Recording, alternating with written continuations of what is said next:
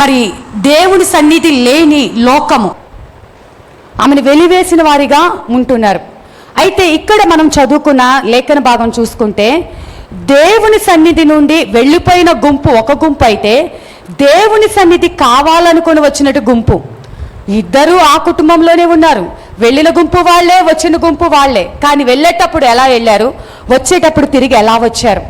ఇక్కడ చూసుకున్నట్లయితే మరి ఆ దినాలలో ఎలా ఉంది అంటే, న్యాయాధిపతులు ఏలుతున్న దినాలలో దేశములో కరువు కలగగా యూదా బెత్లెహేము నుండి ఒక మనుష్యుడు తన భార్యను తన ఇద్దరు కుమారులను వెంట పెట్టుకొని మోయాబు దేశమునకు కాపురం ఉండుటకు వెళ్ళాను. ఇక్కడ దేశమంతటికి కరువు వస్తే ఈ కుటుంబం మాత్రమే బయలుదేరుతుంది. బెత్లెహేము అంటే రొట్టెల ఇల్లు, సమృద్ధి కలిగినటువంటి ఇది, దేవుడు మాట్లాడుతున్నటువంటి దేశము, దేవుని సన్నిధి కలిగినటువంటి దేశము, దేవుడు నిత్యము కూడా వారితో ఉండి వారితో నడిపిస్తున్నటువంటి దేశము. ఆ ప్రజలతో ఉండకుండా, దేవుని సన్నిధిని వారు కోరుకోకుండా ఎక్కడికో వెళ్ళిపోతున్నాడు. ఎందుకు అంటే వారికి కరువు కలిగిందంట.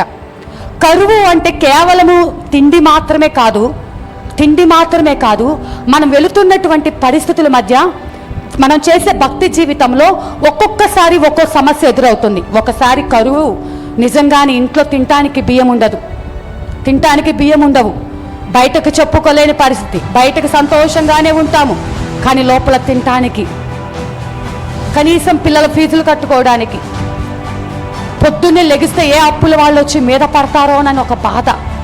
నిజమే, మొత్తము వచ్చేటప్పుడు ఒక కుటుంబానికి ప్రార్థన చేయడానికి వెళ్ళాను. నలిగిపోతున్నారు ఆర్థిక ఇబ్బందులతో, పైకల్లా కనిపించరు, కానీ వాళ్ళు నలిగిపోతుంటే ఒక్కరని కాదమ్మా, అందరూ అదే ఆర్థిక ఇబ్బందులతో ఉన్నారు. అయినా మనం ఆరాధిస్తున్నటువంటి దేవుడు గొప్పవాడు. హల్లెలూయా. మనం ఏ స్థితిలోనైనా ఆయనను విడిచిపెట్టకుండా, వారు విగ్రహారాధన విడిచిపెట్టి ఈ మధ్య కాలంలోనే దేవుని సన్నిధికి వస్తున్నారు. నేను అనుకుంటున్నా ఈ సమస్యలు బట్టి వీళ్ళు ఇంకా ఎక్కడైనా చేజారిపోతారేమో అని అనుకుంటా ఉన్నాను. కానీ మనసులో ఆలోచన చేస్తూ, ప్రభా వీళ్ళని నిలబెట్టయ్యా, వీడికి ధైర్యం ఇవ్వు ప్రభా అని స్తుతిస్తూ అమ్మాయికి ధైర్యం చెప్తూ ఉన్నాను. అయితే తన భర్త వెళ్తా ఇంట్లో ఒక మూల ఉన్నట్టు దాన్ని ఓపెన్ చేసి చూపించారు. మేమన్నీ పడేసామమ్మా, ఏమీ లేవు.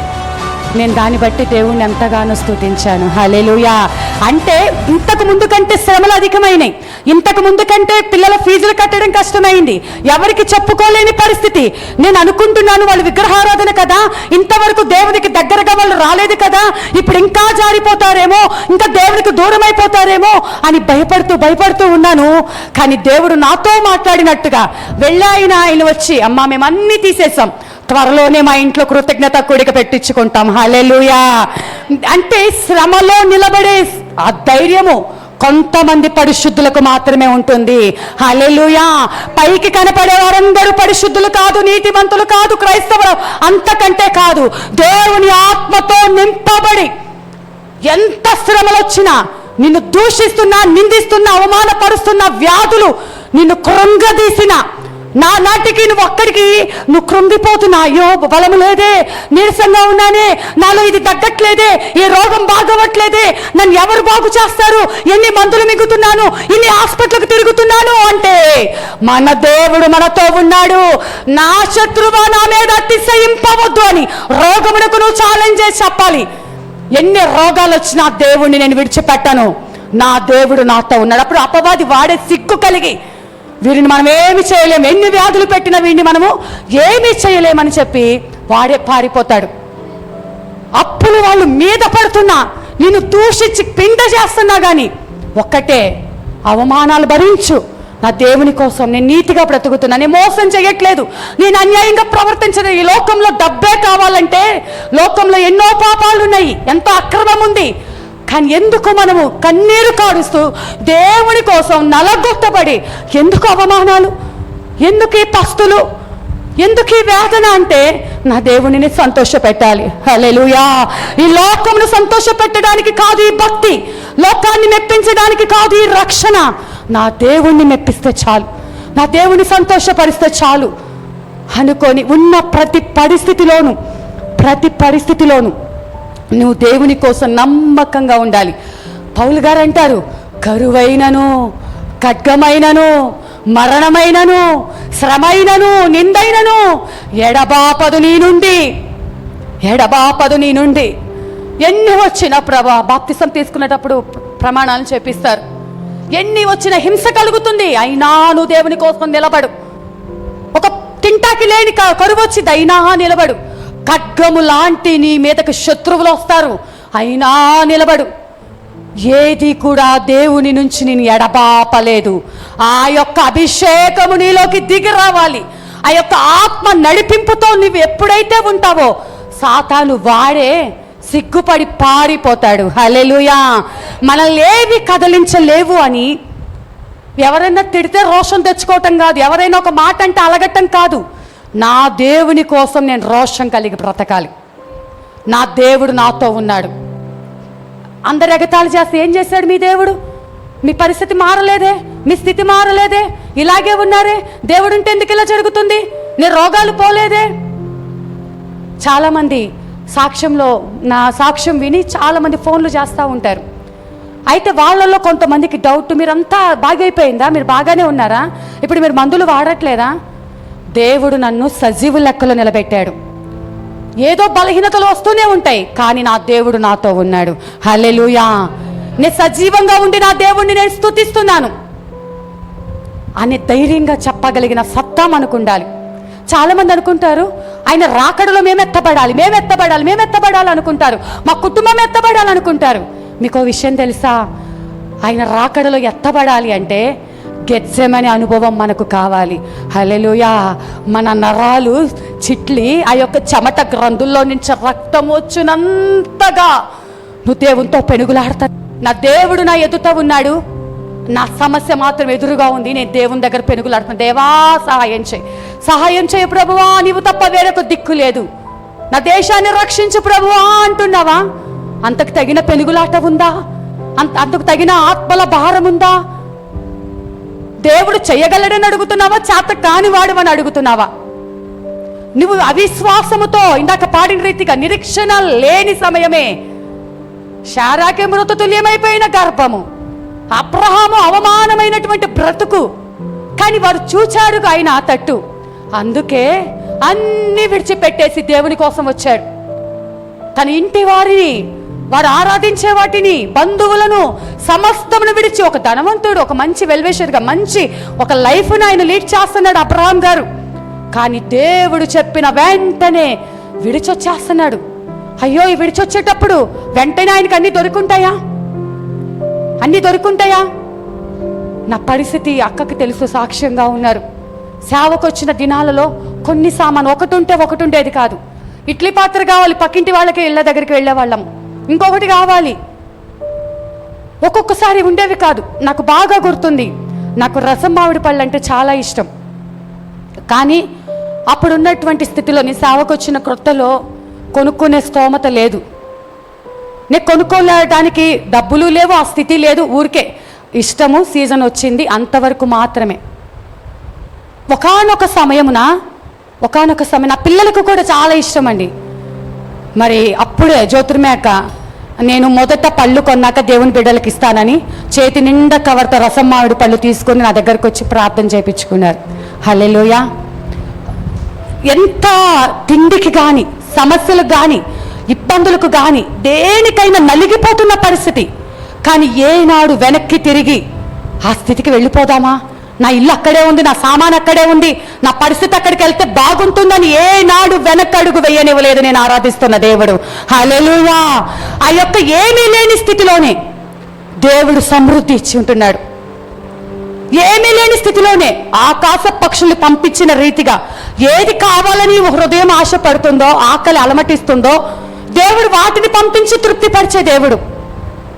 ప్రతి అవమానములు ఎవరైతే ఎగతాళి చేశారో, నీ బ్రతికింటే మీరు ఎందుకు వచ్చారు ఇక్కడికి, ఏమైనా పిచ్చి పట్టిందా, ఉన్న వాటిని వదిలేసి ఇక్కడికి వచ్చి ఏం చేస్తారు, ఇక్కడ విజయవాడలో సేవకులు లేరా అని అవమానపరిచారు. కానీ బయటకి నేను సేవకురాళ్ళని చెప్పుకోవడానికి కూడా ధైర్యం లేక, ప్రభువా నన్ను పిలిచింది నీవేగా, నాకొక్కటే చాతనవ్వు, నీ పాదాలు పట్టుకోవటం, ఉపవాసం ఉండి పెనుగులాడటం. నువ్వేం చేస్తావో నాకు తెలియదు, నన్ను ఎలా బయటకు వాడుకుంటావో తెలియదు. ఎవరన్నా ప్రార్థనకు పిలిస్తే బాగుండు, ఎవరింటికైనా పిలిస్తే వెళ్ళి వాక్యం చెప్దాము, ఎవరన్నా పిలిస్తే వెళ్ళి ప్రార్థన చేద్దాము. హృదయం పరితపిస్తూ ఉండేది. ఎక్కడ అవకాశం వస్తుందా, ఎక్కడ వాక్యం చెప్దామా, ఎక్కడికి వెళ్ళి సువార్త చెప్దామా, హృదయంలో ఒక భారంతో ఉండేది. కానీ దేవుడు ఎట్టి రీతిగా ఏ మార్గం గుండా నడిపించి నడిపించి నడిపించి ఈ యొక్క ప్రశస్తమైన సేవను అప్పగించి ఉంటున్నాడు. దేవాది దేవునికే సమస్త మహిమా ఘనత కలుగునుగాక, ఆమేన్. కానీ ఎలీమెలెకు యూదా వంశపు వాడండి, యూదా వంశపు వాడు. ఆ యూదా వంశంలోనే దావీదు, ఆ యూదా వంశంలోనే యూదా గోత్రపు కొదమ సింహమైన మన యేసయ్య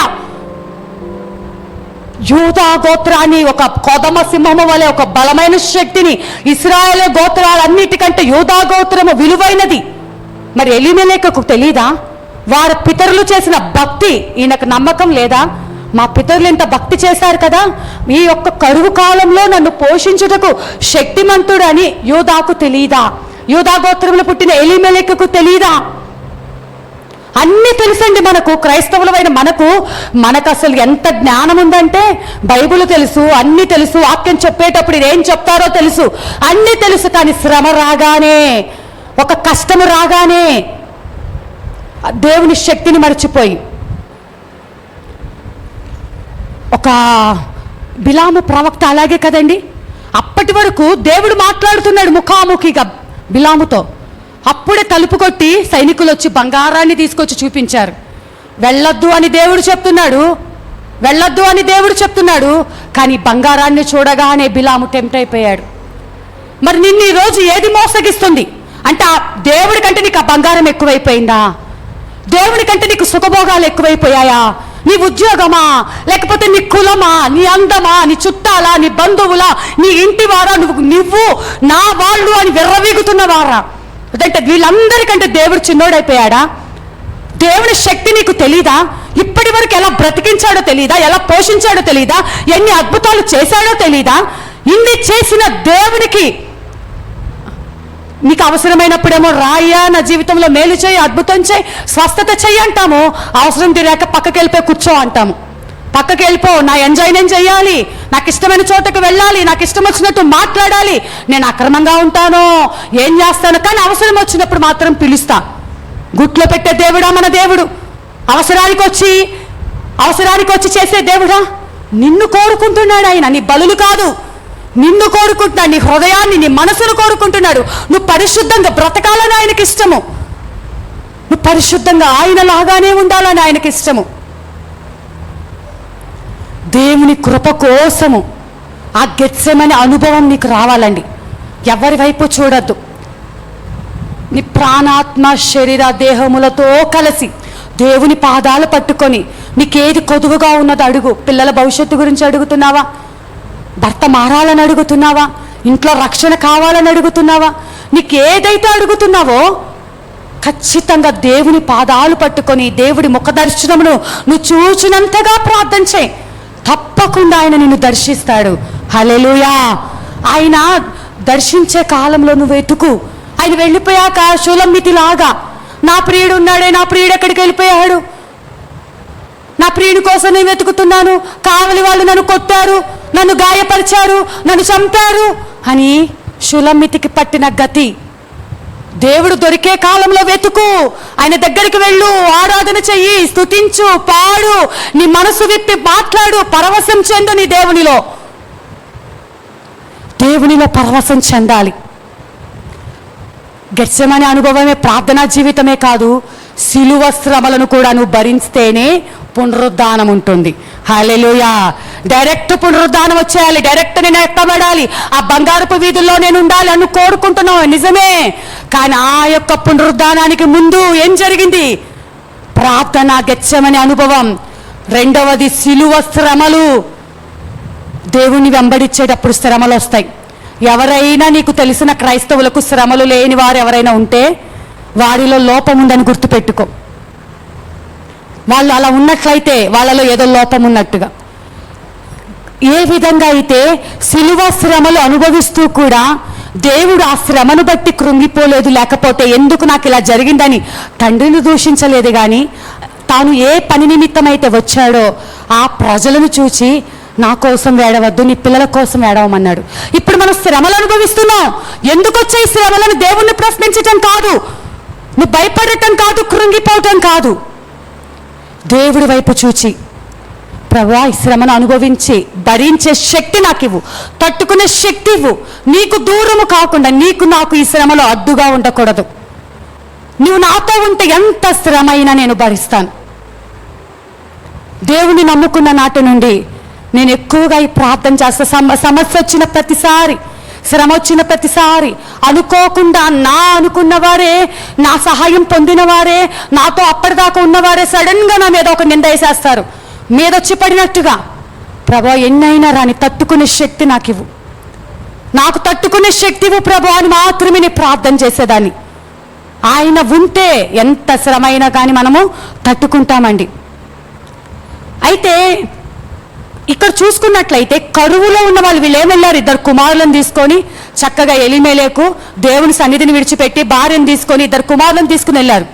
వెళ్ళిన వాళ్ళు ఏం చేస్తున్నారు, అక్కడ ఒకరి తర్వాత ఒకరు చనిపోతున్నారు. వీళ్ళు అక్కడికి వెళ్ళి చనిపోతున్నారు. అక్కడ ఏముంది, మోయాబులో సమృద్ధి ఉంది, మోయాబులో సమస్తం ఉంది. అందుకే వీళ్ళు అక్కడికి వెళ్ళారు. అక్కడ పనులు ఉన్నాయి, అక్కడ పొలం పంటలు పండుతున్నాయి, అక్కడ కరువు లేదు, అక్కడ పనులు చాలా ఉన్నాయి, మేము హ్యాపీగా ఉండొచ్చు అనుకుని వెళ్ళిపోయారు. కానీ ఎంతమంది వెళ్ళారు, భార్యాభర్తలు 2, వాళ్ళిద్దరు కుమారులు, 4గురుగా వెళ్ళారు. ఆ కుటుంబంలో నుంచి వచ్చిన ఏకైక వ్యక్తి నయోమి అమ్మగారు మాత్రమే. అంటే అక్కడ అన్నీ ఉన్నా కూడా చనిపోయారు. ఇక్కడ బెత్లెహేములో కరువు ఉంది, కానీ దేవుడు ఉన్నాడు. శ్రమలున్నాయి, అయినా దేవుని సన్నిధి ఉంది. దేవుడు మనం దర్శిస్తున్నాడు, కరువులోనే పోషిస్తున్నాడు. ఇక్కడ